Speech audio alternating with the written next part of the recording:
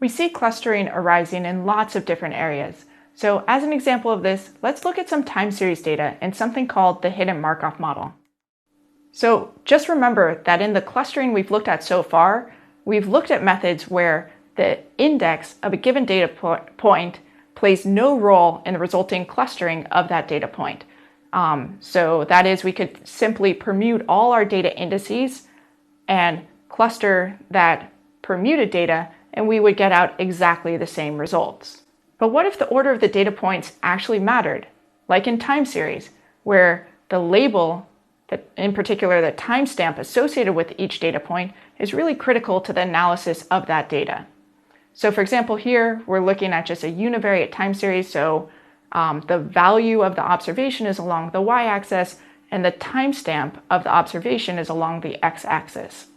And here, maybe our goal might be to parse this time series into what I'll call different dynamic states. So we can think of this as just different clusters appearing in the data set over time. So maybe there's a green cluster, a blue cluster, and a red cluster. And this time series is switching between each of these different states.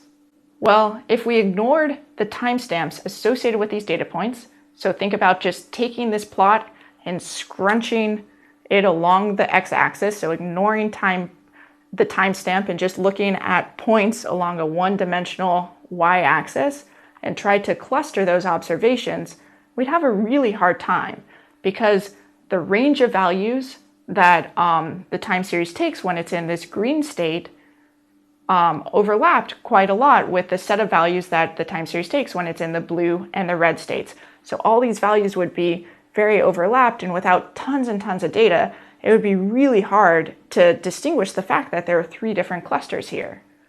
But instead, the structure of this data across time can actually help us uncover this pattern, which appears rather immediately obvious from looking at this plot. In particular, we have the fact that in this data set, if we're currently in a green state, it seems like we're very likely to keep being in a green state. And then maybe there are certain other transitions between states, between green and blue or blue and red, that might be more likely than other transitions. And this type of information can help us extract the clustering that we're desiring from this time series data. So in the context of time series, we can think of this as a segmentation task. To make this more concrete, let's look at the dance of a honeybee.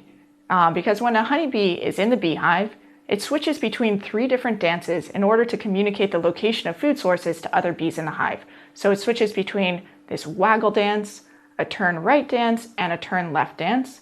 And it keeps repeating specific patterns of these dances to communicate with the other bees.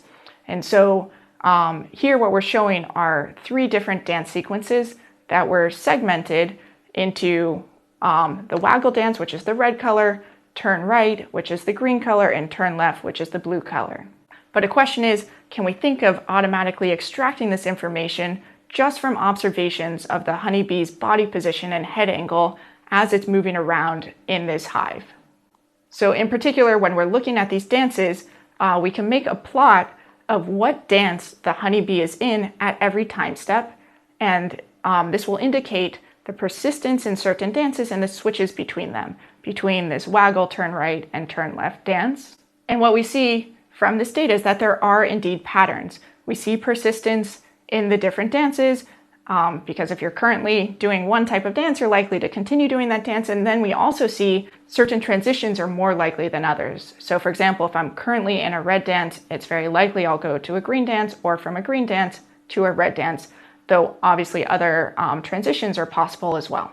And this type of notion of switching between different dynamic states appears in lots of different applications. Luckily, not just the study of honeybees. So for example, maybe we have conference audio of people taking turns speaking in a conference meeting, and we want to be able to segment that audio into who is speaking when during the meeting. Or maybe we have observations of a person doing a set of exercise routines, and we want to be able to segment out, okay, this person's doing jumping jacks or running and squats and so on. And typically when people do different exercise routines, they switch between a set of behaviors again and again and again. And likewise, when we're looking at stock data, this is a really common type of approach for thinking about this data, where maybe the stock indices are switching between regimes of high volatility or low volatility or medium volatility, or obviously different levels of volatility.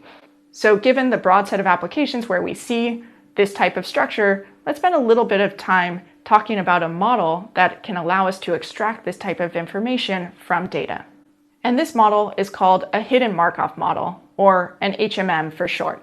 And an HMM is very, very, very similar to the type of mixture models we described earlier in this course. So just like in a mixture model, every observation is associated with a cluster indicator. So here we're referring to things as clusters. When you talk about HMMs, often the cluster is described as a state. We talked about these dynamic states. So we'll use the two interchangeably here just to draw connections with the mixture models that we described before. Okay, but the point is, every observation has a cluster assignment associated with it, and that's unknown to us. All we get is the observed value. And then also, just like in our mixture model, every cluster or state has a distribution over observed values. So remember, in our mixture model, we said that each component would maybe be a Gaussian with defining a distribution over the blue intensity in an image. And that would be different if we're thinking about images about clouds versus sunsets versus forests. And so those would be the different clusters present. Well, here we have different dynamic states, but given a specific assignment to one of these states or clusters, then we have the same type of distribution over the observed value within that state. But the really critical difference is the fact that the probability of a given cluster assignment depends on the value of the cluster assignment for the previous observation. And this is how we're going to capture the time dependency. This is how we're going to capture things like the fact that if we're currently in a state, like the waggle dance, we're more likely to be in that state at the next time step. Or maybe if we're currently in this red state, we're more likely to be in the green state at the next time step than a transition to the blue state. And so it's through this structure of dependency in the cluster assignment variables across time that we're able to extract this type of time-dependent clustering. And finally, HMMs have really clever inference algorithms building on the types of methods we described for mixture models, but with the added challenge of the time dependence in the cluster assignment variables. So for example, you can compute the maximum likelihood estimate of your HMM parameters using an EM algorithm, very similar to what we talked about for mixture models, but in this context, it's called the Baum-Welsh algorithm for historical reasons. It was developed separately for HMMs, and then later the connection was drawn with expectation maximization.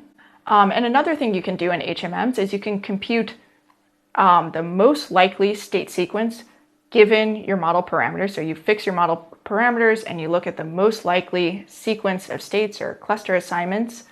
And for that, you can use something called the Viterbi algorithm, which is an example of something called dynamic programming, which allows you to efficiently do this search over a set of states.